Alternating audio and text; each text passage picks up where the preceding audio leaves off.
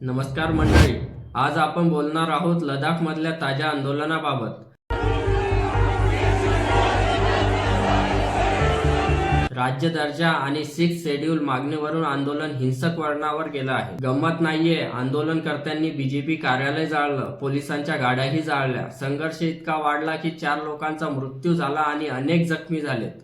अशा घटना लोकशाही चिंताजनक आहेत। आता कायदेशीर बाजू पाहूया। प्रशासनाने बीएनएसच्या कलम 163 खाली आदेश काढले आहेत। मोर्चे, आंदोलन, मोठ्या सभा, लाऊडस्पीकर सगळ्यांवर बंदी आणि जर कोणी नियम मोडला तर कलम 236 नुसार दंड व कारवाई होऊ शकते। कर्फ्यू लागू झाला आहे लेहमध्ये।